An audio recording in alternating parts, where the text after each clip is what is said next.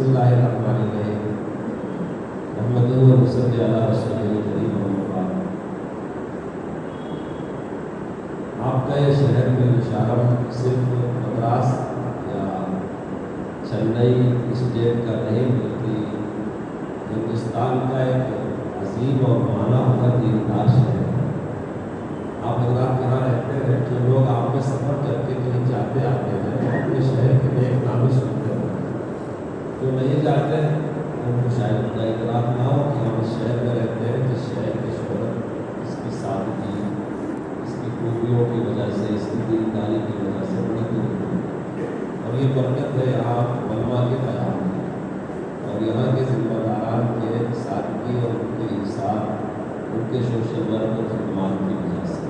کیونکہ جب کوئی کمال ہوتا ہے تبھی تو اس کا چرچا ہوتا ہے، اس پر اللہ کا شکر ادا کرنا چاہیے کہ اللہ نظر بد سے بچایا۔ جیسا کہ مفتی احمد حسن صاحب نے فرمایا، میں جب مکرمہ کا ایک خدمت حاضر ہوں، اس حوالے سے ہمارے پروگرام میں اصلاح معاشرہ خود ایک پروگرام ہے اور ہم اس حوالے سے ہندوستان بھر میں جاتے ہیں، کمیٹیاں بناتے ہیں اصلاحی، اور لوگوں سے کہتے ہیں کہیں سے آواز آ رہی ہے، ایک پنکھا جیسا نہیں چل رہا ہے، اس پنکھے میں آواز آ رہی ہے، یہ میرے پیچھے پنکھا چل رہا ہے، نہیں بند کرو یہ تو اس میں سے پہلے سے پالا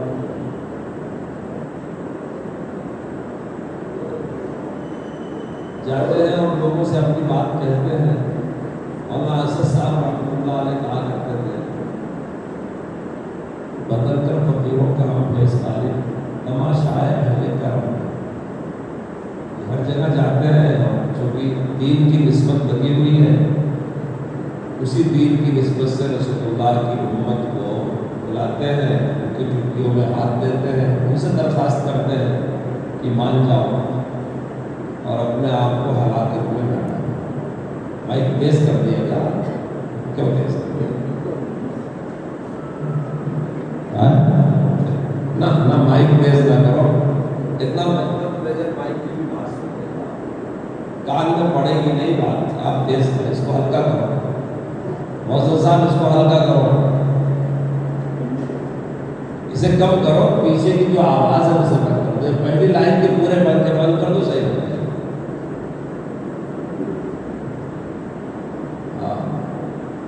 صفحہ اول کے پورے پنکھے بند کر دیں۔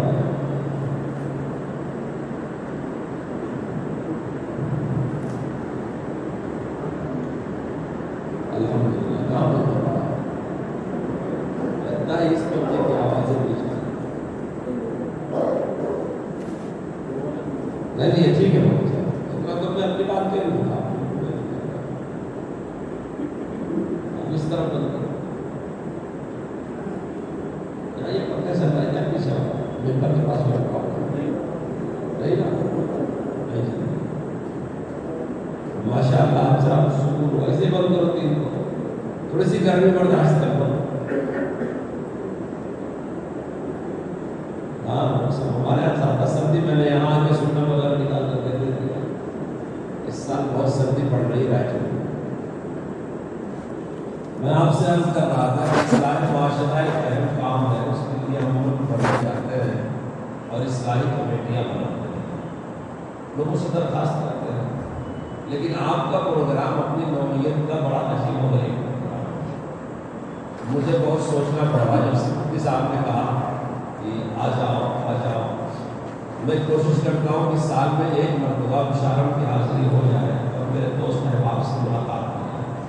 جلسے کا اہتمام میرے دماغ میں نہیں رہتا، کسی بہانے سے آتا ہوں لیکن دوستوں سے ملاقات ہو جائے تو میرا وہی سے تھا۔ جب اشتہار کیا اس میں نکاح کو مصنون بنائے، نکاح کو آسان بنائے، تو بہت عجیب لگا۔ میں جب سے مفتی صاحب سے پوچھ رہا تھا کہ مجھے کہنا کیا ہے، انہوں نے بہت کچھ سمجھایا بھی، لیکن میرے سمجھ میں نہیں آ رہا ہے کہ میں آپ سے کہوں کیا، اس لیے کہ اس چیز کو عنوان بنانا، نکاح کو، یہ تو ہمارا آدھا دین ہے اور ہمارے معاشرے کا بہت رشتہ ہوا ناسور، جو علماء ہیں اور بڑے علماء ہیں، انہوں نے جو نفس پر ہاتھ رکھا ہے، جیسے قصائی بکری کو پکڑتا ہے تو پورا مذہب معلوم ہو جاتا ہے، سیدھے اٹیک کر دیا ہے آپ کے کلیجے، تو اب آپ حضرات کہاں تک ان سے پیچھا چھڑا پائیں گے میں نہیں سمجھتا۔ میری عادت ہے کہ جب مجھے کوئی پریشانی ہوتی ہے تو میں اپنے بزرگوں سے مشورہ کرتا ہوں۔ تو حافظ طیب صاحب رحمۃ اللہ علیہ ہمارے بزرگ تھے، حضرت شیخ الاسلام حسین احمد مدنی رحمۃ اللہ علیہ کے خلیفہ تھے۔ ایسے سچویشن میں کہ جب تقریر بھی کرنا ہو اور بہت ایسے موضوع پہ کہنا ہو کہ وہ سمجھ میں نہ آ رہی کیا کہوں، تو میں نے حافظ صاحب سے کہا کہ جب کہیں کچھ کہنا ہوتا ہے سمجھ میں نہیں آتا ہے کیا کہوں گا، کیا کرنا چاہیے۔ حافظ طیب صاحب نابینا مکتبہ نعمانیہ کے مالک، بہت سارے علماء نے دیکھا ہوگا، وہ کہنے کے لیے تو نابینا تھے اور ایک بڑے زبردست عالم تھے، اور اپنے کتب خانے میں بیٹھ کے پڑھاتے ہی رہتے تھے، بڑے بڑے علماء ان کے شاگرد تھے۔ حضرت شیخ الاسلام رحمۃ اللہ علیہ کے وہ خلیفہ تھے۔ سردیوں میں یہاں آ جایا کرتے تھے، لائبریری میں رہتے تھے، ایک آدمی مشارم میں، ایک آدمی بنگلور میں۔ سردی تقریباً بڑھاپے میں یہی گزرتی، میں ان کی خدمت کرتا تھا۔ تو میں نے ایسی مصیبت سے نجات کا راستہ ان سے پوچھا کہ حافظ صاحب جب ایسی جگہ پریشان ہو کہ سمجھ میں نہیں آتا قوم سے کیا کہا جائے، اور تقریر بھی کرنا ضروری ہے، معذرت نہیں کر سکتا، تو کیا کیا جائے؟ حافظ صاحب نے کہا کہ کوئی قصہ سنا دیا۔ تو میں صبح سے قصہ سن رہا ہوں، لیکن میں آپ سے تقریر کیا کروں، میرے سمجھ میں نہیں آ رہی، تو قصہ کم سے کم سنا دو۔ تو سوچتا رہا، تو حافظ صاحب نے مجھے قصہ سنایا، وہ یاد آ گیا۔ میں یہ طے کر کے آیا ہوں کہ آپ کو میں وہی قصہ سنا کے اور اس نکاح کا قصہ تمام کر دوں گا۔ اگر آپ لوگ اجازت دیں تو بات آگے بڑھاؤ، کیا کہہ رہے ہیں یہ نوجوان، کیا کہہ رہے ہیں، آگے بڑھائیں۔ کہ قصہ تمام ہوتے ہوتے آپ نہ مانیں تو میرا قصہ تمام کر دو، اللہ گھر میں بیٹھے ہوئے ہیں۔ تو قصہ شروع کرتا ہوں اور پھر اس نکاح کا قصہ اسی پر تمام کر دیتا ہوں۔ قصہ کچھ اس طرح حافظ صاحب نے سنایا اور مولانا عبد المجید دریا بادی کے حوالے سے سنایا۔ وہ حضرت تھانوی رحمۃ اللہ علیہ کے مجاز تھے، ان کی کتابیں نقوش و تاثرات اور بہت کتابوں کے مصنف ہیں، خاص طور سے جو جدیدیت ہے، یعنی دنیا ایک نئے دور میں داخل ہو رہی ہے، سائنس کا دور، فلاں دور۔ مولانا عبد المجید دریا بادی، مولانا مناظر احسن گیلانی، یہ وہ علماء تھے جو قدیم علوم سے بھی واقف تھے، جدید علوم سے واقف تھے۔ علامہ سید سلیمان ندوی یہ اپنے دور کے عبقرین الخیال علماء تھے، لوگ ان کو بہت مانتے تھے اور ان کو پڑھتے بھی تھے، سنتے بھی تھے۔ ان کی باتیں ہر طبقے میں قدر کی نگاہ سے سنی جاتی۔ حافظ طیب صاحب نے وہ قصہ مولانا عبد المجید دریا بادی کی کسی تحریر کے حوالے سے سنایا۔ قصہ اس طرح ہے، تقریباً 1912-13 کا قصہ ہے۔ اب وہ گاؤں پڑوس کے ملک میں چلا گیا، اچارہ اس کا نام۔ اچارہ چھوٹا سا گاؤں تھا، اس گاؤں میں ایک مسجد تھی، مسجد میں امام صاحب تھے، نمازی تھے۔ ایک دن شام کو مغرب کی نماز میں ایک مسافر آ گئے مسجد۔ لوگوں نے سمجھا، پہلے لوگ پیدل چلا کرتے تھے، اور 1912-13 کی بات پرانی، 1.25 صدی ہو گئی کہ آدمی آیا ہے چلا جائے گا، مگر وہ مغرب کے بعد مقابل کی نیت مان کے کھڑا ہو گیا۔ لوگوں نے سمجھا پھر چلا جائے گا، پھر دیکھا تو عشاء کی نماز تک وہ مسافر رہ گیا۔ اب جب عشاء کی نماز پڑھنے گاؤں کے لوگ آئے، اندھیرا ہو گیا تھا، نماز پڑھ کے سب لوگ چلے گئے، ایک دو لوگ رک گئے، دیکھا کہ وہ مسافر عشاء کے بعد بھی رہے۔ اب گاؤں والوں کو فکر ہوئی، ہمارے دور میں کوئی فکر نہیں ہوتی، کیا فکر ہوئی کہ ہمارے شہر میں کوئی مسافر بھوکا نہ سو۔ گاؤں میں اگر کوئی آدمی بھوکا سوتا ہے تو یہ شراسر دین کے خلاف ہے کہ ایک آدمی پیٹ بھر لے اس کا پڑوسی بھوکا سوئے۔ گاؤں کے ایک صاحب تھے، وہ آئے اور انہوں نے خیریت عافیت پوچھا اور کہا کہ آپ رک گئے ہیں تو کھانے کا؟ کہنے لگے نہیں، میرا ارادہ کھانے کا نہیں ہے، گھر سے کھا پی کے چلا ہوں۔ رات ہو گئی تھی، مسلمانوں کا گاؤں نظر آیا، اس لیے میں رک گیا ہوں، میں صبح یہاں سے چلا جاؤں۔ انہوں نے بہت ضد کیا کہ دیکھیے آپ کھانا کھا لیجیے، ہمارے شہر میں آپ بھوکے نہ سوئیں۔ بہت ضد کیا، اس نے کہا دیکھیے میں نے کسی کے ہاتھ پر وعدہ کیا ہے کہ مشتبہ مال نہیں کھاؤں، یہ بات یاد رکھیے ہمارے جوان میں، میں نے کسی کے ہاتھ پر وعدہ کیا ہے کہ شک کا مال نہیں کھاؤں گا، اور اگر میں آپ کے مال کے بارے میں آپ سے پوچھتا ہوں تو آپ کو غصہ آئے گا، کوئی میں خدائی تھانے دار تو نہیں کہ میری ضرورت آپ سے پوچھوں کہ آپ کہاں سے کماتے ہیں، کہاں خرچہ کرتے ہیں، آپ حلال کماتے ہیں یا حرام کماتے ہیں، تو میں کسی مسلمان کو شرمندہ بھی نہیں کرنا چاہتا اور میں اپنا وعدہ توڑنا بھی نہیں چاہتا۔ کھا کے آیا ہوں، ایک رات بھوکا سو جاؤں گا، بھوک بھی نہیں، میں شکم سے چلا جاؤں گا، آپ اصرار نہ کریں، مجھے رہتے ہیں۔ انہوں نے بہت ضد کیا نہیں، آپ کو کھانا ہوگا، تو کہا اچھا آپ کیا کرتے ہیں؟ کہا یہ اسٹیشن جو ہے میں وہاں اسٹیشن ماسٹر ہوں، ہزارہ اسٹیشن آج بھی ہے، میں اس کا اسٹیشن ماسٹر ہوں۔ کہا پھر کہا مجھے 6 روپیہ تنخواہ ملتی ہے، اور جن مسافروں کو میں اچھی سروس دیتا ہوں وہ 2-4 روپے نذرانے بھی دے دیتے، کسی کا مال آتا ہے اترتا ہے جاتا ہے، انہوں نے کہا نہیں میں نہیں کھاؤں گا۔ نہیں آپ کو اس میں کیا شک ہے؟ کہنے لگے میں نے سنا ہے علماء سے کہ جس چیز کی جتنی اجرت ہے وہ تو ہے تنخواہ، اس سے زیادہ جو کوئی کچھ دیتا ہے تو وہ کہلاتی ہے رشوت، کیونکہ آپ کا کام ہے مسافروں کو سروس دینا، مال کی حفاظت کرنا، گاؤں تک مال پہنچانا، تو اس کے لیے آپ جو 4 روپیہ جو لیتے ہیں مہینے میں جتنا ہو جاتا ہے وہ تقریباً 20 روپے کی آمدنی ہو جاتی ہے، تو 6 روپے تنخواہ 14 روپے اوپر کی۔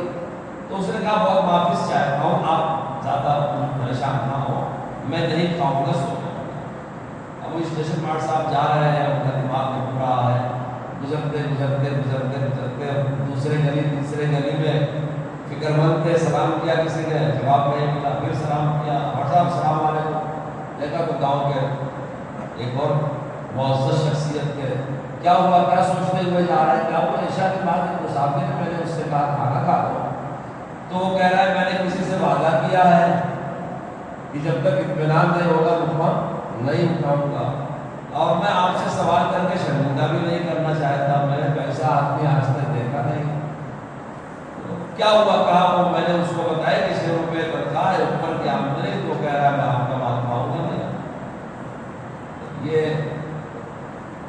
یہ کہہ کہ میں لے لوں گا، میں کھلا لوں گا، یہ موقع مجھے مل جائے، چلا گیا، یہ گئے مسجد میں، علیہ السلام ملاقات کیا، اور وہی بات انہوں نے کہا کہ میں کھانا لاتا ہوں، کھا لیجیے۔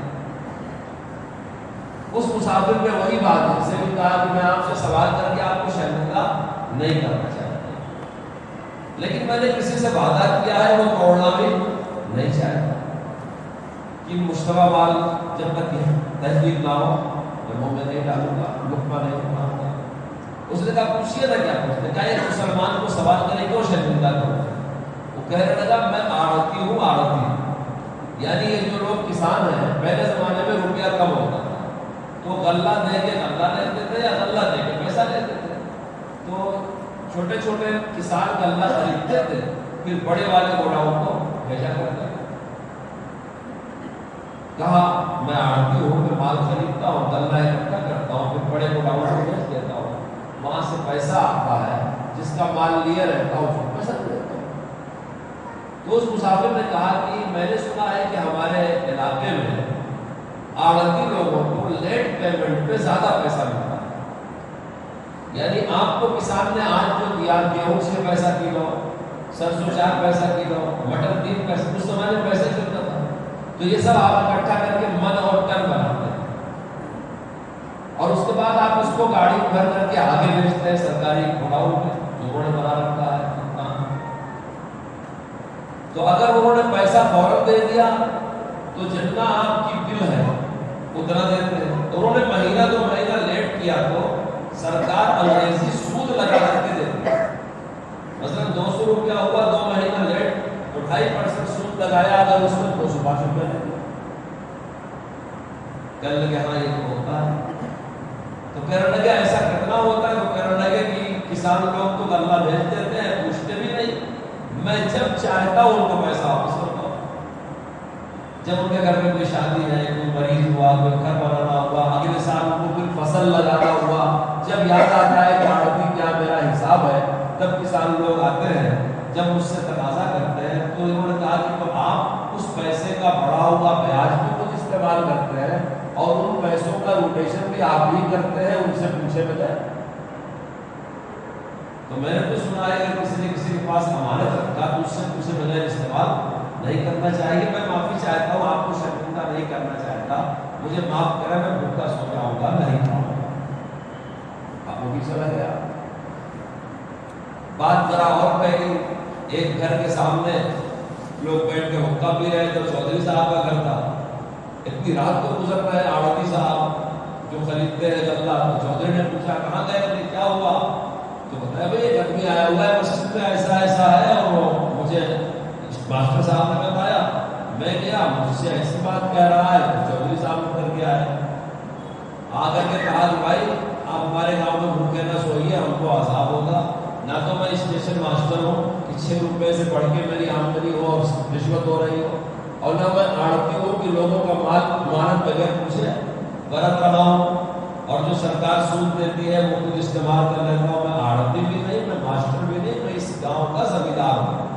میں نے اپنے کھیت میں نے تور کی دال لگا رکھی ہے، میری بھینسیں ہیں، ان بھینسوں کے دودھ کا گھی ہے، میرے کھیت کا گیہوں ہے، اس کی روٹی ہے، میں لاتا ہوں. آپ کھا لیں، بھوکے نہ سوئیں، ہمارے گاؤں پر آپ کے بھوکے سونے سے عذاب آ جائے. ہم اللہ کی آجا کو دکھائیں گے. اور انہوں نے کہا لیکن آپ لگتا ہے بہت سمجھدار آدمی ہے، مجھ سے کیا پوچھ رہا ہے، پوچھ لیجیے، لیکن آپ کو کھانا ہی پڑے گا. تو اس نے کہا ہمارے گاؤں میں ایسا ہوتا ہے کہ جو گاؤں کا زمیندار ہوتا ہے، لوگ اپنی ضرورت کے لیے اپنا کھیت اس کے پاس گروی رکھ دیتے ہیں. اس نے کہا ہر جگہ ہوتا ہے، یہاں بھی ایسا ہے، میرے پاس میرا اصل کھیت اتنا ایکڑ ہے اور گروی اتنا ہے، فلاں کا انتقال ہو گیا، ان کی بیوی کھیتی نہیں کر سکتی، انہوں نے میرے پاس گروی رکھ کے پیسہ لے لیا، فلاں ایسا یہ لے لیا، فلاں ایسا یہ لے لیا، گروی کا مال ہے، رہن رکھا ہے. کرنے لگے میں نے علماء سے سنا ہے اگر کسی نے کسی کے ساتھ پاس کھیت رہن رکھا تو اس کا غلہ اصل مالک کا ہوتا ہے، رہن رکھنے والے کا نہیں ہوتا. تو آپ الگ الگ رکھتے ہیں دونوں. کہنے لگے نہیں، میرے پاس تو آدھے سے کم میرا ذاتی زمینداری کا کھیت ہے اور آدھے سے زیادہ یہ گروی رکھا ہوا ہے، میں الگ الگ نہیں کرتا. کہا پھر کیسے کھائیں گے، کیونکہ وہ تو ان کا مال ہے. بڑا پریشان ہوا. چودھری بھی خاموش چلا گیا، بیچارہ شریف آدمی تھا. ہمارا زمانہ ہوتا تو ہنگامہ کرتا. اب سب لوگ بیٹھے ہوئے ہیں، چودھری گھر دروازے پر حقہ پی رہے ہیں، بات کر رہے ہیں، آج مسافر آ گیا ہے، پریشان کیے ہوئے ہے، اب بھوکا سو رہا ہے. وہاں کے امام صاحب کہیں گئے ہوئے تھے قریب کے شہر میں، وہ رات کو واپس آئے گھوڑے کی گاڑی سے. تو لوگوں نے ٹاپ سن کر کے دیکھا بھائی امام صاحب آ گئے، ملے گئے، بتایا امام صاحب کو. امام صاحب نے کہا ٹھیک ہے، آپ پڑھے لکھے نہیں ہو، دیہاتی لوگ ہو، میں جاتا ہوں، کوئی مولوی صاحب مجھے بات کر دوں گا. گئے اور جا کر کے کہا کہ بھائی آپ پورے گاؤں کو آپ نے پریشان کر دیا ہے، میں اس گاؤں کا امام ہوں، کھانا لے کے آیا ہوں، کھا لو. تو اس نے کہا میں نے پریشان نہیں کیا، میں گھر سے کھا کے آیا تھا، لیکن میں نے کسی کے ہاتھ پہ وعدہ کیا ہے کہ شک والا مال نہیں کھاؤں گا. ایک رات کیوں اس وعدے کو توڑوں، مجھے ضرورت بھی نہیں ہے. بیچ میں مسلمانوں کا گاؤں تھا، میں رک گیا ہوں، اس میں چلا جاؤں گا، آپ کیوں ضد کرتے ہیں. کہنے لگے تم کو معلوم میں اس گاؤں کا امام ہوں، میں ان کی عیدیں پڑھاتا ہوں، جمعہ پڑھاتا ہوں، نمازیں پڑھاتا ہوں. آج میں بازار کسی کام سے گیا تھا اور میں ان چیزوں کی تنخواہ بھی نہیں لیتا، اللہ واسطے گاؤں میں یہ سارے کام کرتا ہوں. تو اس مسافر نے پوچھا کہ جب آپ تنخواہ بھی نہیں لیتے تو آپ کا چلتا کیسے ہے، روزی روٹی. کہنے لگے کہ میرے پاس کھیت ہے. کہا اچھا کیسے آیا. کہا کچھ دن پہلے میرے والد کا انتقال ہو گیا، اب اس کھیت کو میں ساتھ کرتا ہوں، میں اس میں کاشت کرتا ہوں. اور میرے والد کے بعد ایک میری ماں ہے، ہم 8 بھائی بہن ہیں. تو کہنے لگا اس میں چھوٹے بھائی بہن کا 4-5 چھوٹے بھائی بہن. تو اس مسافر نے کہا کہ میں نے علماء سے سنا ہے کہ جو مال وراثت کا مشترک ہو، سارے وارثوں کی رضامندی کے بغیر اس میں تصرف کرنا جائز نہیں ہے. اب امام صاحب تو پڑھے لکھے تھے، بولے بات تو صحیح ہے، میں اپنی اماں سے پوچھ کر کے آتا ہوں اور اپنے نابالغ بھائی بہنوں سے پوچھ کر کے آتا ہوں، وہ خوش دلی سے اجازت دیں گے آپ کے کھانے کے لیے. کہنے لگا مسافر آپ کو تکلف کریں گے پوچھنے کی، بات تو وہی ہے کہ آپ نے ان کی وراثت بہنوں کی، نابالغ بھائیوں کی الگ نہیں کیا ہے، اسی میں سب کا ملا ہوا ہے۔ تو جو لقمہ میں اٹھاؤں گا وہ 8 آدمیوں کا حصہ ہوگا، اس میں بیوہ کا بھی حصہ ہوگا اور یتیموں کا بھی حصہ ہوگا۔ آپ تو عالم اور پڑھے لکھے ہیں، تو پہلے ماسٹر صاحب پھنسے، راستہ نہیں نکال سکے، پھر آڑتی صاحب پھنسے، راستہ نہیں نکال سکے، پھر چودھری صاحب پھنسے، راستہ نہیں نکال سکے، لیکن جب امام صاحب پھنسے تو راستہ نکال دیا۔ امام صاحب نے کہا ایسا ہے، میری توجہ اب تک نہیں ہوئی، واقعتاً یہ سب کام ہمارے گاؤں میں ہوتا ہے، تو ایسا کرتے ہیں ہم گاؤں والوں کو مسجد میں اکٹھا کرتے ہیں، اور آج سے مسجد میں یہ وعدہ کرتے ہیں کہ کوئی آدمی اپنی مزدوری سے زیادہ نہیں لے گا۔ اسٹیشن ماسٹر صاحب صرف 6 روپیہ لیں گے، جو الگ سے نذرانے کی رقم وصول کرتے ہیں نہیں وصول کریں گے، اور آڑتی صاحب جس کے جو غلہ لیا ہے اوپر کا سود نہیں لیں گے، جب پیسہ خزانے ٹریجری سے آئے گا تو مالکوں کو پہنچائیں گے، استعمال نہیں کریں گے۔ اور چودھری صاحب نے جس کا کھیت رہن رکھا ہے اس میں جو فصل پیدا ہوگی وہ زمین کے مالکوں کو واپس کریں گے، اور میں فوراً گھر میں جا کر کے اپنی ماں اور نابالغ بھائیوں سے اجازت دیتا ہوں اور صبح ہی ان کا حصہ الگ کر دیتا ہوں، اب آپ 2 لقمہ کھا لیجیے۔ پھر سب لوگ بلائے گئے، اکٹھا ہوئے، سب نے اللہ کے گھر میں وعدہ کیا کہ ہمارے گاؤں میں اب رشوت نہیں لی جائے گی، اور ہمارے گاؤں میں کسی کا مال امانت بغیر اجازت پڑتا نہیں جائے گا، سود کا روٹیشن نہیں کیا جائے گا، رہن کی زمین کا جو غلہ ہوگا وہ حقداروں کو واپس کیا جائے گا، اور انتقال ہوتے ہی وراثت بیوہ اور یتیموں برابر تقسیم کر دی جائے گی۔ بڑی رات ہو گئی، سب کہانی ہوتے ہوتے مولوی صاحب نے کھلا دیا، اپنے گھر سے لا کر کے اپنی بیوہ ماں اور نابالغ بھائی بہنوں سے پوچھ کر کے انہوں نے ان کا دل رکھنے کے لیے کھا لیا۔ لوگ چلے گئے، یہ سوچ کر کے آئے تھے کہ صبح اس آدمی کو اپنے گاؤں میں روکیں گے اور اس سے اور بھی اچھی دین کی باتیں سن کر کے اپنی اصلاح کریں گے۔ جب فجر کے وقت گاؤں کے لوگ پہنچے تو آدمی رات کا مسجد میں نہیں تھا،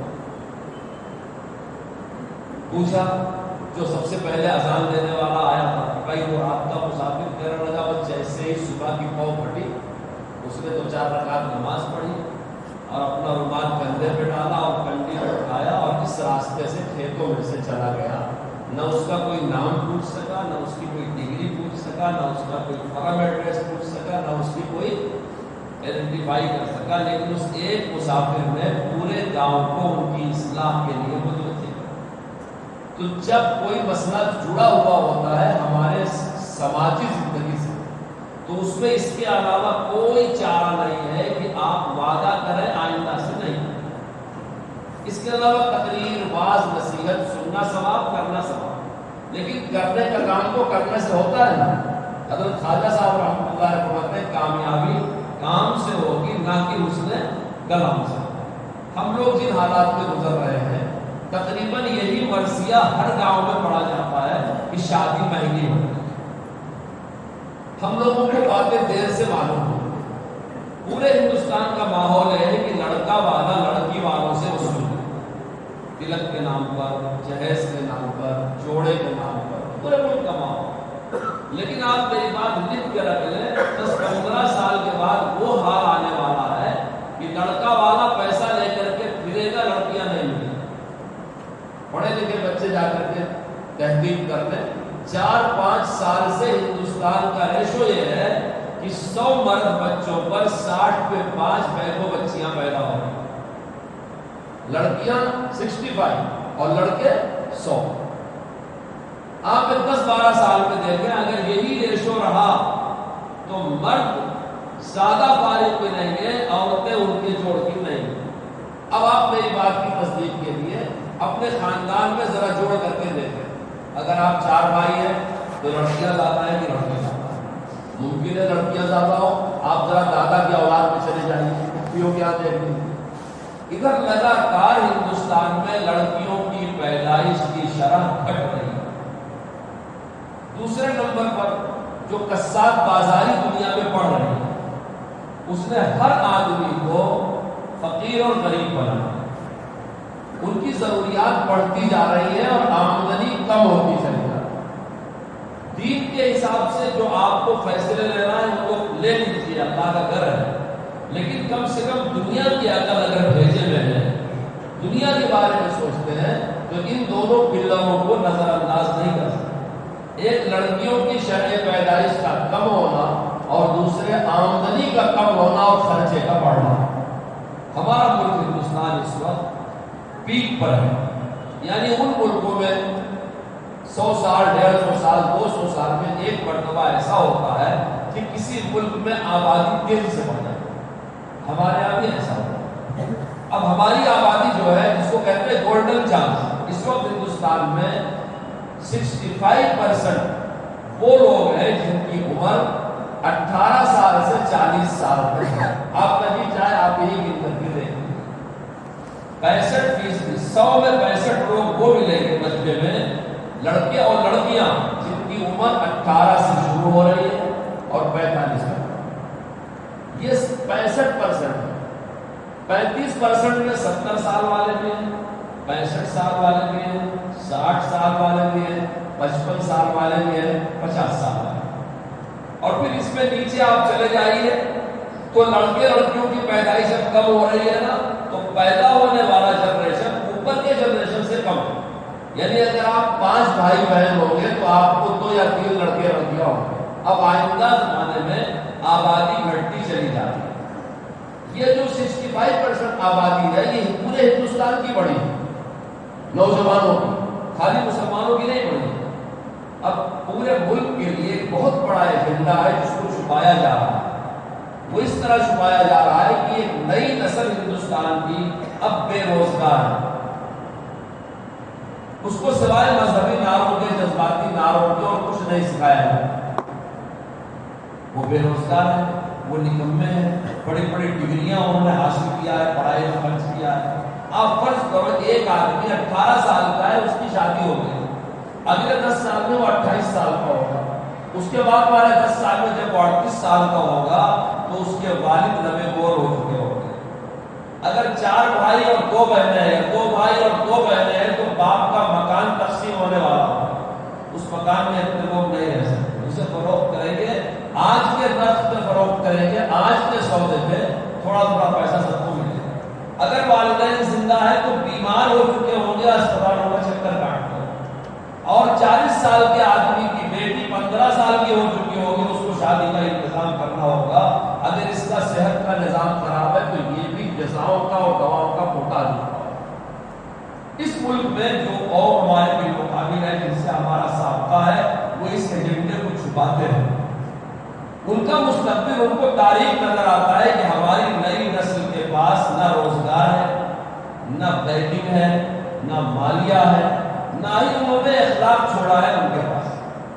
لیکن اللہ جزائے خیر دے ہمارے قوم میں دینی خدمات کرنے والوں، میں بہت تعریف کرتا ہوں دعوت و تبلیغ کے لوگوں کی، اور بہت تعریف کرتا ہوں یہ مکتب پڑھانے والے علماء کی، اور بہت شکر ادا کرتا ہوں جمعہ میں خطاب کرنے والے علماء کی، جنہوں نے ہماری نئی نسل کی اتنی تربیت کیا، اتنی تربیت کیا، اتنی تربیت کیا کہ وہ غریب تو ملے گے، ذلیل نہیں ملے۔ وہ معلوم رہے ہو، وہ اپنی زندگی کو اپنی مٹھی میں سوال کر کے دوسروں کا سہارا بننے کی، یہ دین کی برکت ہے۔ اور ابھی چند سال پہلے جو کرونا آیا، اس نے کھل کر کے ثابت کر دیا کہ ایک قوم اس ملک میں مسلمان ہے جو خود بھی اپنے پیر پہ کھڑی ہے اور دوسروں کا بھی سہارا بنے۔ اگر آپ چاہتے ہیں کہ آپ کا مستقبل 65% نسل کا مستقبل محفوظ رہے، اگر آپ چاہتے ہیں کہ جو شرح آبادی لڑکیوں کی پیدائش کی کم ہو رہی ہے آپ اس میں محفوظ رہیں، تو آپ کو، میں دین کی بات نہیں کہہ رہا، میں آپ کو ملک کا منظر بتا رہا ہوں جمعیت علماء کی وجہ سے، تو آپ کو دین کی وجہ سے نہ بھی صحیح، دنیاوی عقل کی وجہ سے آپ کو سادگی پر آنا چاہیے، آپ کو بچت پر آنا چاہیے۔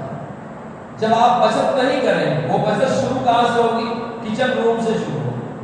وہ بچت کہاں شروع ہوگی؟ ڈریسنگ روم سے شروع ہوگی۔ وہ بچت کہاں سے شروع ہوگی؟ اس پیرے کو کھول کر کے جا کے میری بات سننے کے بعد دیکھیے گا جہاں بے ضرورت خواتین کے کپڑے بھرے ہوئے، جہاں بے ضرورت آپ کا سامان بھرا ہوا، کبھی ضرورت پڑتی ہے سال میں ایک مرتبہ، مگر سارا برتن بھرا پڑا پورا گھر گھیرے رہے گا۔ کسی بھی زندہ قوم کی علامت ہے جب وہ قوم فاتح ہوتی ہے تو چاہے اس کے پیٹ پہ پتھر بندھا ہوا ہو مگر دنیا اس کے سامنے جھک جاتی ہے، اور جب کوئی قوم مفتوح ہوتی ہے تو چاہے اس کے پاس ہیرے جواہرات کے حوض بھرے ہوئے ہو وہ دنیا کے سامنے جھک جاتی ہے۔ مسلمان کو اس ملک میں فاتح کی طرح سر اٹھا کر کے جینا ہے تو اس کو سادگی پر آنا ہے، اسے بچت کرنا ہے، اسے اپنی زندگی کو قناعت اور سادگی پر لانا ہے، صرف شادی میں نہیں ہر چیز میں سادگی پر آنا ہے۔ جب آپ یہ رقم بچائیں گے تو یہ بچی ہوئی رقم کا بہترین مصرف ہوگا تعلیم، کیونکہ قوم کے لیے تعلیم ریڑھ کی ہڈی جیسی۔ الحمدللہ ہماری قوم نے تعلیم حاصل کر کے آج کے حالات میں بھرپور جواب دیا۔ میں بات دوسری کہنے والا ہوں، اگر یہی گفتگو کروں گا تو بات لمبی ہو جائے گی۔ جب سے حالات خراب ہوئے ہیں ملک کے، جب سے مسلمانوں میں جتنے ڈاکٹر پیدا ہوئے اس سے پہلے نہیں پیدا ہوئے۔ اس 10 سال میں UPSC کا ایگزام لکھنے والے جتنے زیادہ مسلمان ہیں اس سے پہلے کبھی نہیں۔ نان مسلم مینجمنٹ کی یونیورسٹیاں ہیں، زیادہ میرٹ پر ایڈمیشن لینے والے مسلمان بچے ہیں۔ آپ دیکھو سوشل میڈیا بھرا پڑا۔ یہ کیا ہے؟ یہ میری قوم بہادر ہے جو جذبات سے نہیں عمل سے جواب دینا چاہتی ہے۔ تم نے ہر طرح مسلمانوں کے تعلیمی ادارے کو ٹارگیٹ کیا لیکن مسلمان نے پڑھ کے دکھا دیا۔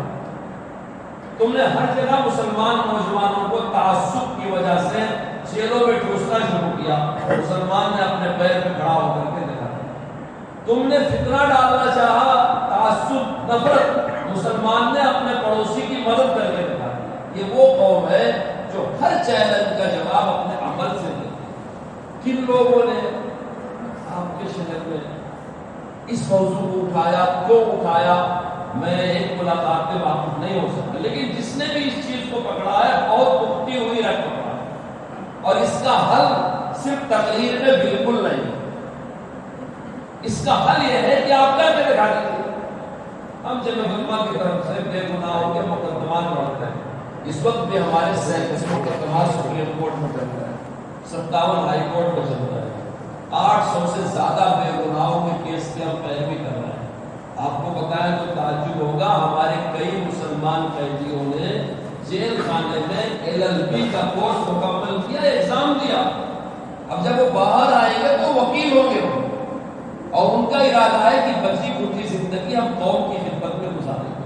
آپ ذرا تصویر دیکھو، ایک طرف درد مند فکر مند لوگ اپنی قوم کو آگے بڑھانے کے لیے، اس ملک میں اسلام اور مسلمانوں کو عزت دلانے کے لیے اس قسم کی قربانیاں دے رہے ہیں۔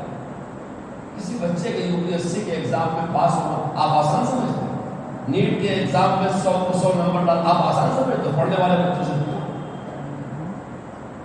سالانہ مسلمان بچوں کی تعداد بڑھ رہی ہے جو میرٹ پر لیے جاتے ہیں، MD میں لیے گئے، MS میں لیے گئے، PG میں لیے گئے، میرٹ کی بنیاد پر۔ جس قوم کے گھروں پر بلڈوزر چل رہا ہو، جس کے جوانوں کو جیل میں بھرا جا رہا ہو، جس کے مدرسوں کی انکوائریاں چل رہے ہوں، جس کے کاروباری لوگوں کے کاروبار کو برباد کر دیا گیا ہو، صرف مسلمان میں یہ حوصلہ ہے کہ وہ ان بگڑے ہوئے حالات میں وہ کر کے دکھا رہا ہے جو کسی کے لیے ممکن نہیں۔ اس لیے آپ کا شہر ایک مثالی شہر ہے۔ میں اس امید پہ یہاں آیا ہوں کہ میں یہاں سے ایک کام کی شروعات کروں گا، اور اب تقریریں کرنا بند کروں گا اصلاح معاشرے کی، اب وعدے لینا شروع کروں گا۔ اس لیے میں نے ان کو الگ بیٹھایا۔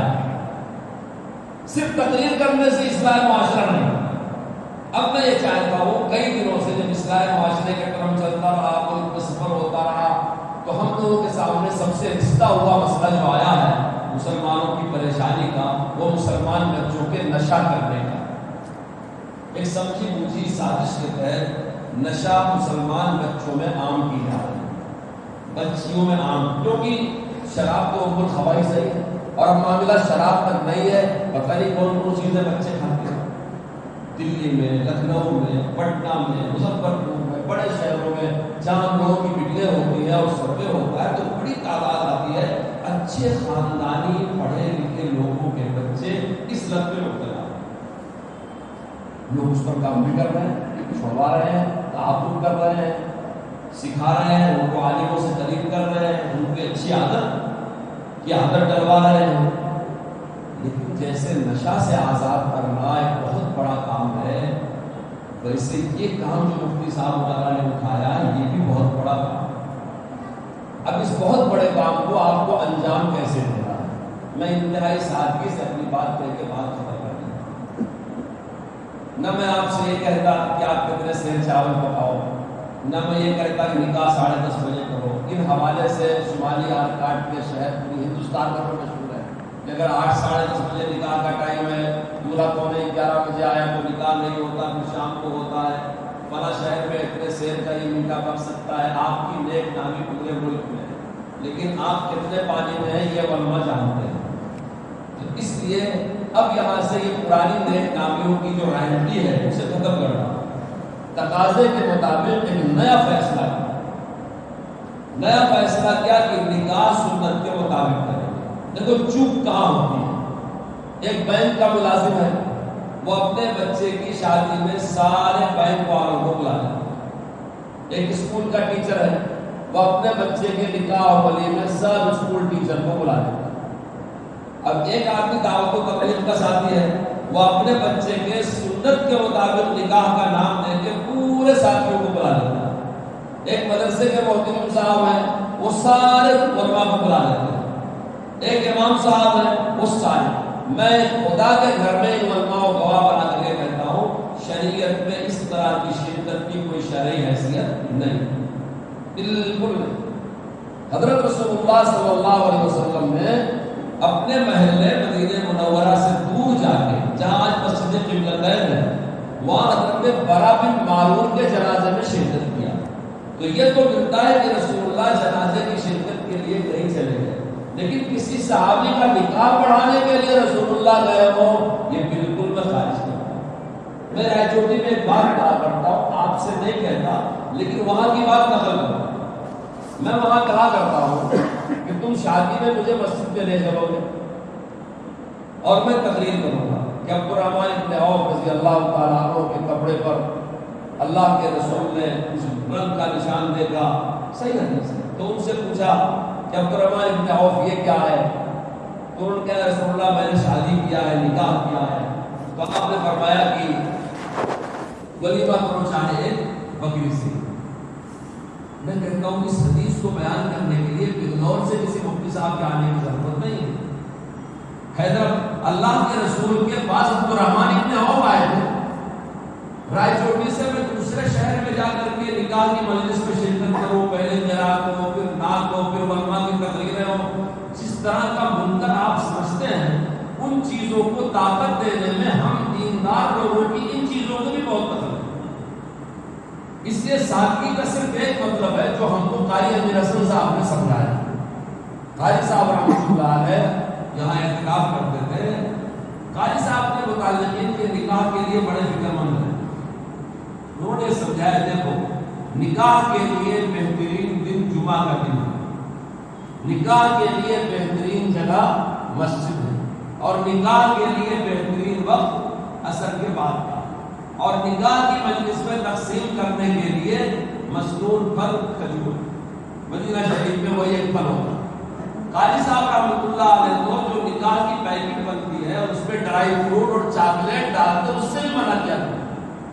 قاری صاحب کے 2 شاگرد 2 مرید، ان کے نکاح میں قاری صاحب کے ساتھ میں سفر میں گیا تھا. گلبرگہ کا قصہ ہے. حضرت قاری صاحب کے متعلقین دونوں خاندان والے تھے. لڑکے لڑکی والوں گھر والوں نے قاری صاحب سے کہا ان کو وہ راضی ہو گئے. تو ہوا کہ ابھی نکاح ہو جائے. تو جب نکاح ہوا تو میری توجہ نہیں تھی. قاری صاحب نے کہا کہ صرف کھجور بانٹنا ثابت ہے، اس میں اور چیزیں ملانے کی ضرورت نہیں. آپ کا علم کا شہر ہے. میں نے قصہ اسی لیے سنایا بغیر کسی تکلف کے. میں 2 بات کی اپیل کرتا ہوں اور اگر آپ برداشت کریں تو 3 بات. پہلی بات کی اپیل کرتا ہوں یہ جوان بچے وعدہ کریں کہ ہم اپنی شادی جمعہ کے دن عصر کے بعد مسجد میں صرف کھجور پہ کریں. یہ ایک طرح کی ہیرا پھیری ہے کہ اجتماع میں شادی ہوتی ہے، بعد میں ساری رسمیں ادا کی جاتی ہیں. پیر صاحب آ کر کے نکاح پڑھاتے ہیں، بعد میں ساری رسمیں ادا کی جاتی ہیں. خدا کے واسطے اس سے باہر آؤ. اصل بیماری کو سمجھو. شادی تم کو نوجوانوں کو کرنی ہے۔ اگر یہ نوجوان چٹان کی طرح کھڑے ہو جائیں کہ کچھ بھی ہو جائے، ہم شادی مسجد میں نکاح کریں گے، کھجور پہ کریں گے، جمعہ کے دن کریں گے، عصر کے بعد کریں گے، اور اپنی حیثیت کے مطابق ولیمہ کریں گے۔ اگر کسی کو ولیمے کی دعوت نہیں ہوئی تو کوئی گلہ شکوہ نہیں کرے۔ مسجدوں میں اس ریزولوشن کا اعلان ہونا چاہیے کہ مشارم میں آسان نکاح مہم کی آخری مجلس میں ایک تجویز منظور ہوئی ہے کہ ہمارے شہر کے 20 نوجوانوں نے یہ ارادہ کیا ہے کہ اپنا نکاح مسجد میں جمعہ کے دن عصر کے بعد سادگی سے کریں گے، اپنی حیثیت کے برابر ولیمہ کریں گے۔ اگر کسی کو ولیمے کی دعوت نہیں ہے تو برا نہ ہو، آپ ساتھ دیں گے اس بیٹا؟ وعدہ کرو گے؟ کھڑے ہو جاؤ، کھڑے ہو جاؤ، کھڑے ہو جاؤ۔ وہ جو مولوی صاحب کا نام لکھنا چاہیں تو لکھا، وہ پہچانتے ہو مولوی صاحب تو چھوڑ دو، جا بیٹا۔ تم کو بڑے تانے سننے پڑیں گے، لیکن تم وعدہ کرو، انشاءاللہ کرو گے؟ اتنا انشاءاللہ کافی ہے کہ تم سے ایگریمنٹ ہو، پکڑ کے ہاتھ تم سے پکا وعدہ بھی اتنا کافی اللہ آئے گا۔ کسی کو نہیں بلاؤ گے، مفتی صاحب مدراس سے تمہارا نکاح پڑھانے آ جائیں، کوئی بالکل نہیں۔ جو امام صاحب ہے، جو آپ کے یہاں کا نظام ہو، جو قاضی ہو، نکاح پڑھا دے، جو ایسا اقربا آسانی سے شریک ہو جائیں الحمدللہ، نہ شریک ہو تم بھی گلہ شکوہ نہ کرو، وہ بھی گلہ شکوہ نہ کریں۔ اب اگر 1 سال میں 2 سال میں اتنی شادیاں شادی ہوئی تو عملی دعوت ہے کہ نہیں؟ اور تم اس فہرست کو بڑھاتے جاؤ۔ اتنی تبلیغ کرنے کے لیے عالم ہونے کی ضرورت نہیں ہے، عاقل بالغ ہونے کی ضرورت ہے۔ تم عاقل ہو، بالغ ہو، تم جانتے ہو کہ نکاح کرنا اسلام میں ایک اہم شعار اور ضرورت ہے، رسول پاک کی سنت ہے۔ جہاں تک تمہاری دوستی ہے، تم نوجوانوں سے ایک ہی بات کا پرامش کو وعدہ لو کہ جیسے میں نکاح کر رہا ہوں ویسے تم بھی نکاح کرو گے، اور جو کڑوی میں سینی سنتی ہو سن لو، تم کو اجر ملے گا۔ کرو گے انشاءاللہ؟ مفتی صاحب بھروسہ ہے؟ پہچان لیا ہے سب کو؟ بیٹھ جاؤ بیٹا، اللہ تم کو اچھا رکھے۔ اب میں آپ لوگوں سے کہتا ہوں، آپ کے بچوں کی شادی آپ ایسے کریں گے؟ مجھے بھروسہ نہیں۔ بات بگڑتی ہے بڑوں سے، نانا کی یہ خواہش، نانی کی یہ خواہش، خالہ کی یہ خواہش، کیا بننے کی خواہش ہے اللہ جانے، وہ بھی تو ہم کو گالیاں دیں گے۔ خواتین کی یہ خواہش، بچہ راضی ہو جاتا۔ آج کل کے نوجوان بچوں کے دل میں یاد رکھو، اسلام کی اہمیت ہم سے تم سے زیادہ ہے۔ کرونا کے زمانے کے بعد میں نے نوجوان بچوں کو کوسنا ڈانٹنا سب بند کر دیا۔ اس کی وجہ یہ ہوئی کہ جب کرونا آیا تو اسی نئی نسل نے پوری خدمت کیا۔ ہر قبرستان میں قبریں نہیں، لوگ دلی، ممبئی، کلکتہ سے نکل پڑے، یہ سمجھ گئے کہ اب ختم ہو جائے گی دنیا، جہاں سے گزرے ایسے جوان بچوں نے ساری خدمت کی، جن کو ہم بہت دیندار نہیں سمجھتے، لیکن دین کے لیے اللہ نے ہماری نئی نسل کو قبول کیا۔ آج پورے ہندوستان میں مسلمان نئی نسل الحمدللہ سیدھے راستے پر۔ میں آپ کو اللہ کے گھر میں بتا رہا ہوں، جھوٹ نہیں بول رہا ہوں۔ آپ کے یہاں بھی اگر آپ سروے کرو گے تو ان کے حالات ہم سے اچھے ملیں گے۔ کوئی ملے گا آپ کو نیکسٹ پیس، لیکن آپ اس کی اصلاح سے مایوس نہ ہو، اس کو پکڑو، سمجھاؤ، سینے سے لگاؤ، خوشامد کرو۔ بچوں کو تانا بالکل نہ دو، ذلیل بالکل نہ دو۔ ہمارے ذمہ پہنچانا ہے، منوانا نہیں۔ گھروں میں اکثر بچے جو ماں باپ کی بات ٹھکراتے ہیں، ماں باپ سن لیں، عورتیں بھی سن لیں، اس لیے جوان بچے والدین کی بات ٹھکراتے ہیں کہ والدین بچوں کو تانا دے کر کے، ذلیل کر کے وہ بات کہتے ہیں۔ ان کو اپنی اولاد سمجھ کر کے، عزت دے کر کے، گھر میں مشاورت کی طرح ان سے بات کی جائے تو ہماری نوجوان نسل بات ماننے میں دوسری قوموں سے بہت آگے۔ آپ کو نہیں تجربہ ہوگا، ہم پورے ملک میں ہی لوگوں سے کام لیتے ہیں، ہم کو پتا ہے کہ نوجوان بچوں میں جذبات کتنے اچھے ہیں، کتنی ان میں دور اندیشی۔ اس لیے مجھے ان پر تو بھروسہ آ گیا کہ یہ انشاءاللہ سادہ نکاح کریں گے، لیکن بڑوں کو بھروسہ نہیں آ۔ آپ ہاتھ اٹھائیں، اگر آپ کے گھر میں کوئی بچہ یا کوئی بچی ہے تو آپ اس کا نکاح بھی اسی طرح سے عصر کے بعد جمعہ کے دن مسجد میں کریں گے، کھجور پہ کریں گے، اور جو شریک ہو جائے ٹھیک ہے، جو نہ شریک ہو سکے کوئی حرج نہیں، اس کے لیے کوئی سماج میں کسی کو تانا ہونا نہیں، کریں گے انشاءاللہ۔ مجھے ڈھیلا انشاءاللہ اپنے گھر کی خواتین سے کہیں گے جا کر کے وہ سن رہی ہوگی کہ بہت سے نہیں آئے ہوگی. میں نے کہا برداشت کرے تو میں تیسری بات کہتا ہوں. یہ دو بات تو تھی بہت ہی بنیادی. تیسری بات ہے جو مفتی صاحب بار بار کہہ رہے ہیں کہ شادیوں میں رسم رواج لمبی دعوتیں اسراف پڑ رہا ہے. میں کہتا ہوں جو ہمارے سماج میں خواص مانے جاتے ہیں, میں نے خواص کی فہرست بنائی. تبلیغی جماعت کی ایک بات مجھے بڑی اچھی لگتی ہے, بہت باتیں ان کی اچھی ہے لیکن یہ بات اور اچھی ہے, عوام میں رہو گے تو امن سے رہو گے, خواص میں رہو گے تو خطر سے رہو گے. تو میں ایک اپیل کرتا ہوں کہ جو خواص ہے وہ شادی محل کی دعوتوں میں نہ جائیں. سمجھ رہے ہیں؟ جو شادی محل میں دعوتیں ہوتی ہیں, بے پردگی کی دعوتیں ہوتی ہیں, پتہ نہیں آپ کے یہاں کیا سسٹم ہے. پہلے رائے چوٹی میں کوئی شادی محل نہیں, آزو بازو گھر والوں کو پردہ باندھ دیا, نکاح ہو جائے گا, اور ہماری کالی بریانی اور متنجن پکا کر کے پان کا پیلا رکھ دیا تو وہ نکاح ہو جائے گا, سب لوگ کھا لیا. اب جب سے یہ شروع ہوا ہے بنگلور حیدرآباد سے تھالی والا, وہ پہلے کھانا کھلانے والے ماموں کا بچہ, چچا کا بچہ, پھوپھو کا بچہ, رشتے دار دوسرے کو پہچانتے تھے, لوگ بولتے تھے. اب کھلانے والے پیشہ ور ہوتے ہیں, پکانے والے پیشہ ور ہوتے ہیں, پیسہ پے کر دیا جاتا ہے, تھالیوں کا حساب ہوتا ہے, کوئی اپنے کی نظر نہیں آتا. اسلام میں اقربا پروری ہے, اسلام میں خاندانی نظام ہے, اسلام میں خون کو خون سے راحت ملتی ہے. ایک دادا کی چوتھی پشت تک کی اولاد ایک کنبہ مانی جاتی ہے. آدمی ددھیال اور ننیھال دو خاندانوں کے بیچ میں ہوتا ہے, ان سے ملنے سے اس کے خون کو خوشی ہوتی ہے. اسی لیے تو شریعت میں ہے نا کہ رشتہ داری کا حق یہ ہے کہ خوشی پہ ان کو مبارکباد دو, غمی پہ ان کو تعزیت پیش کرو, کیونکہ فطرت یہ ہے کہ خوشی بانٹنے سے بڑھتی ہے, غمی بانٹنے سے گھٹتی ہے. ہم لوگ جیسے شادیوں میں بے اعتدالی کا شکار ہیں, دور کا منمانی کا, ویسے موتے کا بھی یہی حال ہے. دور دور سے آتے ہیں, جنازے کی نماز پڑھتے چلے جاؤ, بعد میں یتیم کا کیا حال ہے میں کبھی کبھی سوچتا ہوں کہ اگر ہماری کوئی بایوگرافی لکھی جائے اس وقت کے مسلمانوں کی, تو شادی محل میں شادیاں ہوتی ہیں, پورے بچھانے کرائے کے, اسٹیج کرائے کا, ڈیکوریشن, یعنی دولہا دلہن اصلی ہے, باقی ٹوٹل کرائے. اور مرنے کے موقع پر بنگلور سے, حیدرآباد سے, مدراس سے, جہاز سے, ممبئی سے آتے ہیں, 4 تکبیر پکار کے چلے جاتے ہیں. کوئی نہیں پوچھتا کہ اس کے پیچھے یتیم بیوہ کا حق کیا ہے, فیس ادا ہوئی کہ نہیں, بچے, کوئی نہیں پوچھتا. حالانکہ آپ کسی عالم سے پوچھ لو آپ کے شہر میں علماء ہے, جنازے کی شرکت اگر کسی کو سہولت ہے تو ٹھیک ہے, لیکن اقربا پروری رشتہ داری کا حق تک ادا کرنا فرض ہے نا. اسی طرح شادی محل میں جب مبارکباد دے کے فوٹو اتار کے چلے جاتے ہیں, اس کے بعد کوئی نہیں لڑکا لڑکی سے پوچھتا کہ تمہاری زندگی کیسی گزر رہی ہے. حالانکہ یہ لڑکا اور لڑکی نے 0 سے لے کے KG سے PG تک جو پڑھا ہے, یونیورسٹی تک, کہیں بھی اس کو 2 برس نہیں پڑھایا گیا ہے کہ بیوی کا حق کیا ہے, اور نہ بیوی کو پڑھایا گیا کہ شوہر کا حق کیا ہے. ساس سسر کی بات تو بہت دور کی, ماں باپ کی بات, کیونکہ ہمارے سلیبس کا یونیورسٹیوں میں وہ حصہ ہی نہیں. وہ کون سکھاتا تھا؟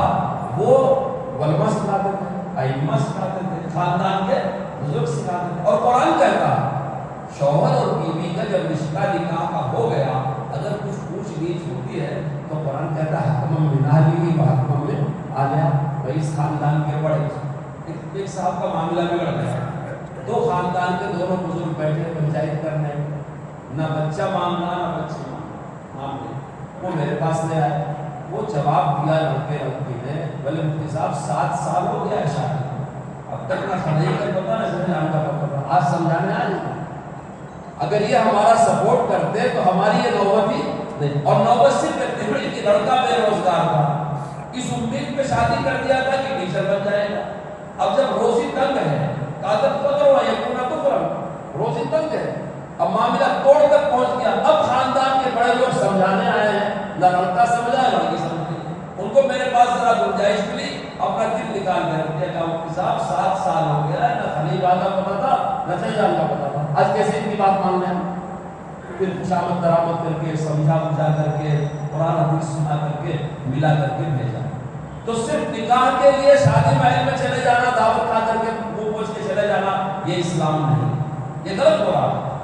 شادی ہونے کے بعد دونوں طرف کے خاندان والے اس نئے جوڑے کا گھر بسانے میں مددگار ہوں، ان کی خوشحال زندگی میں مددگار۔ اس لیے میں آپ سے اپیل کرتا ہوں، وعدہ لینا چاہتا ہوں کہ آپ کے جو خواص ہیں، تو وہ خواص کی فہرست میں نے بنائی ہے۔ مسجدوں کے امام صاحب، شہر کے علماء کرام، MIT مقبلیان چودھری، پٹیل چودھری، جماعت کے امیر صاحبان، کوئی سوشل ورک کرنے والا، یہ خواص ہیں، یہ ایسی دعوتوں میں بالکل نہ جائیں جہاں بے پردگی ہو، ایسی دعوتوں میں بالکل نہ جائیں جہاں اسراف ہوتا ہے، ایسی جگہ بالکل نہ جائیں جہاں ویڈیوگرافی ہوتی ہے، لڑائی بھی مجھ سے نہ کریں، تو میٹھے بول بول کر کے معذرت کر دیں۔ اگر آپ دیکھیں 2026 میں رمضان سے رمضان تک آپ حساب لگائیں، اگر 10% شرفاء کی شرکت ان دعوتوں میں کم ہوتی ہے تو سالانہ دھیرے دھیرے دھیرے دھیرے پھر سماج میں یہی معیار بن جائے گا کہ بھائی ان فضول دعوتوں کو، ان اسراف کی دعوتوں کو شریک لوگ نہیں۔ جس چیز کو آپ سماج میں عام کرنا چاہتے ہو اس کو اپنے سماج میں عام کر کے لوگوں کو اس پر آمادہ کریں، ورنہ آپ ایسے تقریر کرتے رہیں گے، تقریر کرنے کا ثواب مل جائے گا، آپ سنتے رہیں گے، سننے کا ثواب مل جائے گا، لیکن اسلام کا پتھر یہاں سے وہاں نہیں جائے۔ اگر آپ یہ 3 باتیں مانیں تو میں سمجھتا ہوں مفتی صاحب کی محنت شاید کسی حد تک ایک رستے پر لگ جائے۔ بچے تو مان گئے ہیں، کیا بیٹا؟ اب آپ لوگ بھی مان گئے ہیں، دیکھو نہیں بول رہے ہیں۔ خواص ایسی دعوتوں میں نہیں جائیں گے جہاں اسراف ہوگا۔ میں حرام ناجائز کا فتویٰ نہیں دے رہا ہوں، میں سدے ذرائع کی بات کر رہا ہوں۔ آپ جتنی کارگزاریاں سن رہے ہیں، گھروں میں لڑکیوں کی عمر زیادہ ہے، طلاق زیادہ ہو رہی ہے، جو کچھ ان سب کے راستے میں رکاوٹ ڈالنے کے لیے آپ کا وہاں نہ جانا یہ بہت بڑا تعاون کریں گے انشاءاللہ۔ اللہ تعالیٰ قبول فرمائے۔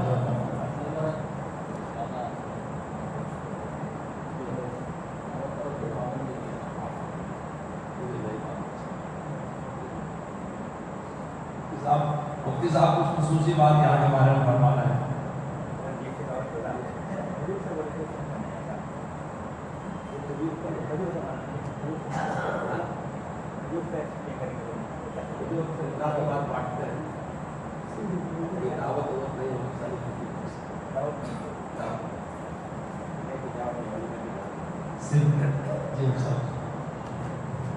السلام علیکم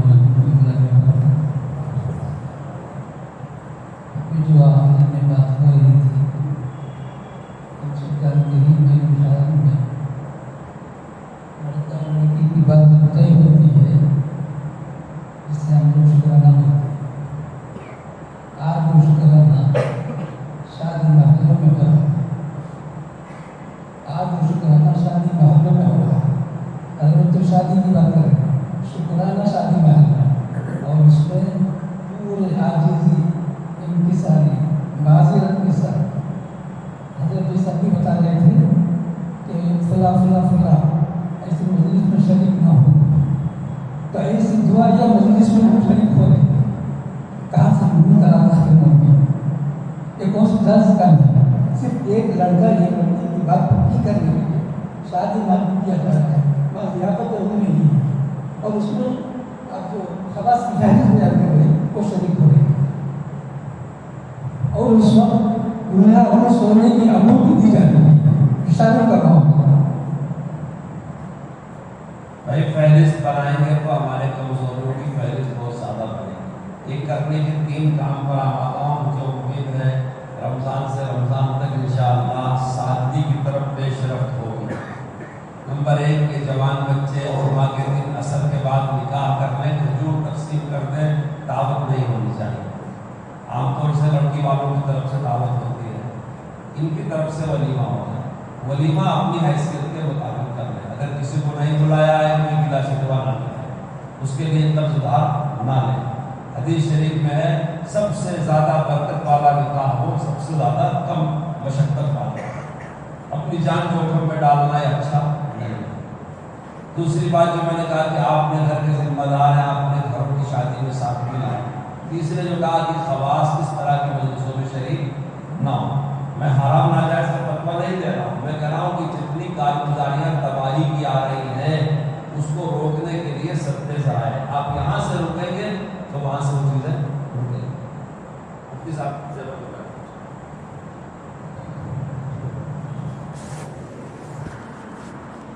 الحمدللہ پسندیدہ مجمع ہے. ہم بہت فکر مند ہیں اپنے حالات اور اپنے معاشرے کو دیکھ کر. جیسے مفتی صاحب نے چند وعدے اور چند عزائم دیے، میں بنیادی طور پر حضرت مفتی صاحب نے جیسے کہا ایک عزم اور لینا چاہتا ہوں کہ منگنی کی کوئی رسم دعوت کی، ضیافت کی اور زیور پہنانے کی نہیں ہوگی. اس پر ہم عزم کریں. یہ نئی رسم ہے جو آج کل بڑھتی جا رہی ہے. نکاح تک ٹھیک ہے، نکاح کے بارے میں آئندہ کہیں، لیکن بنیادی طور پر جو رسم و رواج شروع ہوتا ہے وہ منگنی کے دعوتوں سے. تو اب پورا یہ مجمع اکٹھا ہے، شہر کے فکر مند ہیں.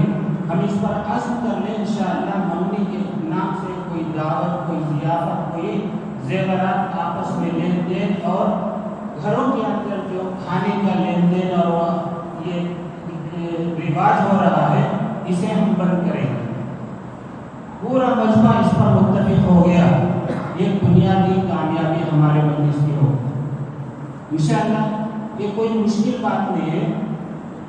جوڑے کا آپس میں بات چیت ہونا ہے. دو گھر کے رشتہ دار بڑے لوگ آپس میں مل کر بات کر لیں کسی ایک گھر کے اندر، بس اتنے اسی پر اتفاق رکھیں. آگے منگنی کی رسم نہیں ہوگی، اس پر ہم حل کر لیں گے ایک بار.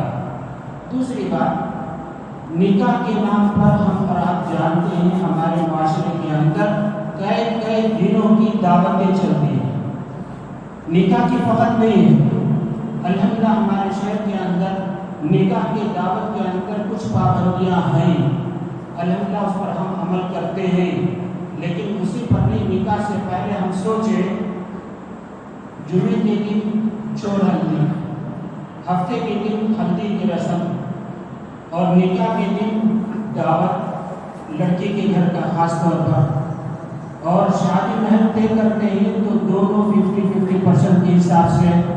میرے عزیزو یہ سب غلط رواج ہے، اس پر پابندی ہو. نکاح کی صرف ولیمے کے نام سے دعوت مشروع ہے اور مسنون ہے، اس پر ہم اتفاق کریں گے. اور نکاح سے پہلے کسی دعوت کے اندر ہم نکاح کے گھروں کے اندر ہم شریک نہیں ہوں گے، اس کا بھی عزم کرنا. نہ ہلدی کے دعوت میں، نہ چور ہلدی کے دعوت میں، اور نہ ہی جیسے حضرت نے کہا شادی محل کے اندر. اپنے گھروں کے اندر جب دعوت ہوگی تو مختصر سے مختصر، شادی محل کے اندر ہوگی تو زیادہ اسراف کے ساتھ ہوگا. تو نکاح کو مختصر کرنا ہے. اپنے گھروں کے اندر جہاں تک ممکن ہو سکتا ہو کریں. ہم کسی کا گھر تنگ ہے اور وہ چند آدمی نہیں بیٹھ سکتے تو وہ مجبوری کی بات ہے. جہاں گھر کے اندر وسعت ہے اپنے گھر میں کریں. گھر کے اندر وسعت ہونے کے باوجود شادی محل کو کرایہ پر نہ لے لیں، اسراف کا ذریعہ ہوتا ہے. ایک دوسری بات. ایک تیسری بات، نکاح کے اندر جو زیورات آج کل ڈالنے کا ہے، ہم جماعت سے بھی اپیل کریں گے، درخواست کریں گے اس پر کوئی پابندی لگے. جیسے نکاح کی ضیافت میں لگتا ہے، اس پر کوئی پابندی لگے کہ نکاح کے اندر اتنا ہی زیور ڈالا جائے. یہ ہار کی، یہ نیکلس کی جیسے آپ لوگ طے کر لیں، اس سے زائد بالکل نہ. ہم نے یہ دیکھا ہے 2 ہار 3 نیکلس اور اس کے علاوہ جو زائد زیورات ہیں یہ تمام کے تمام اب بڑھتے جا رہے ہیں. آج کل کے سونے کی جو مانگ ہے بازار کے اندر 12,800 کے قریب اب 1 گرام. اب یہ روز بروز بڑھتے ہی جا رہا ہے.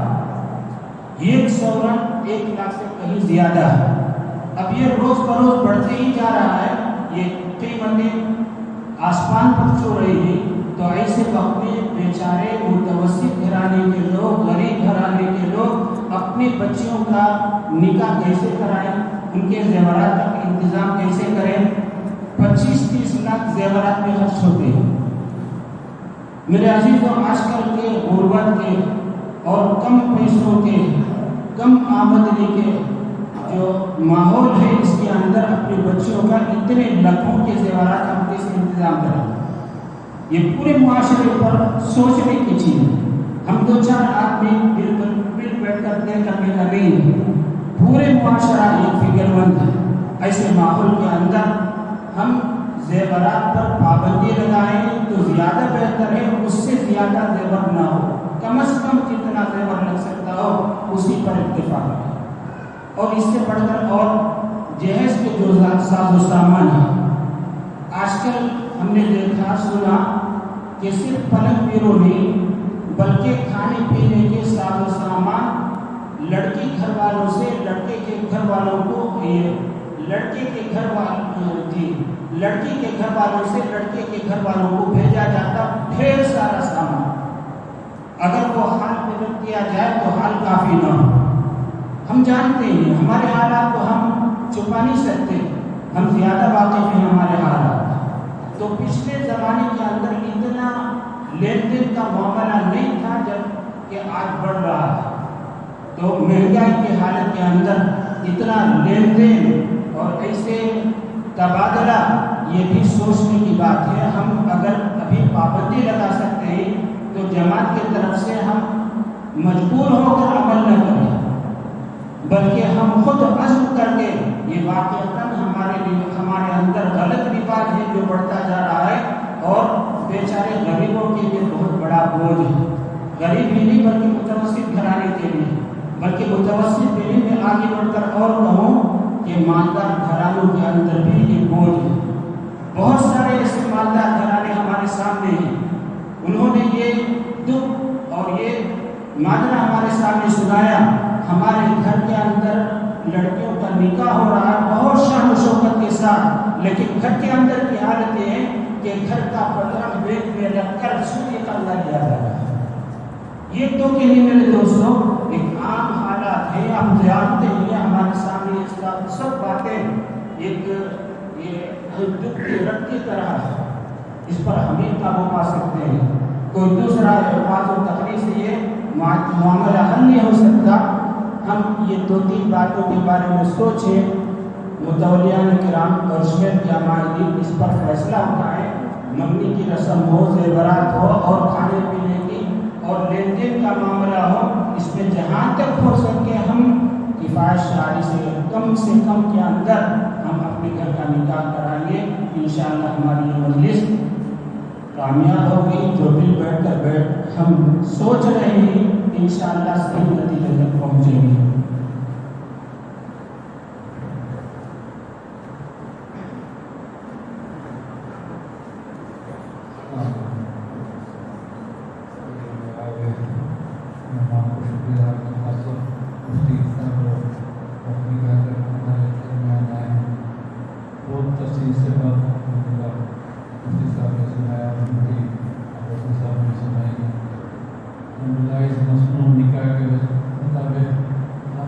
شہر میں 1 مہینے سے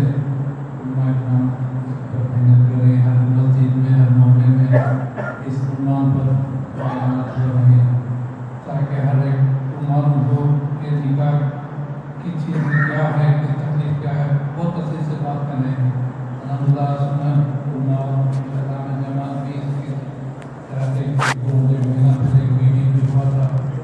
اس میٹنگ میں یہ ہوا کہ مصنوع نکاح جو ہونے کا ہے اصل حضرت نے بتایا، چاہے وہ غریب طبقہ کا ہو، چاہے مڈل کلاس ہو، چاہے کلاس، ہر ایک معاملہ پریشان ہے. غریب اپنے غریب بچی کو شادی کرنے میں، اس کے سفر کرنے میں جسامت کرنے پر تکلیف کر رہا ہے. جیسا حضرت بتا رہے ہیں، جو آج کل کی زیورات کی دام جو دیکھ رہے ہیں لاکھوں بچوں میں آئے سورت کی زیورات. آج مانگ لڑکے کی طرف سے معمولی ہو گیا، ہمیں 10 سورت دینا، 15 سورت دینا لگے. آج ایک غریب جو نوکری کر رہا ہے، کما رہا ہے، مہینہ 15,000 روپے تنخواہ دے رہا ہے، اسے ایک بیٹی ہے، ایک بیٹی کو اچھا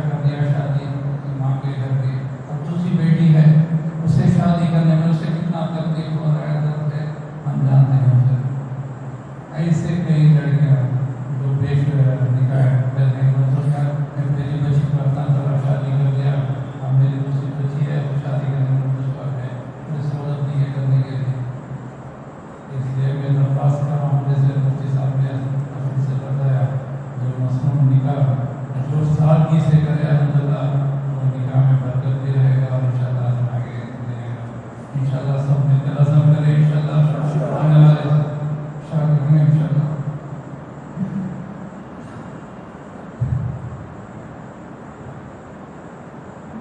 बहुत तकलीफ हो रही है जब जब क्या होते हैं बहुत तकलीफ आ रही है बचपन की शादी का हो गया निकाह करने की इंतजाम नहीं है बहुत परेशान हूँ इंशाल्लाह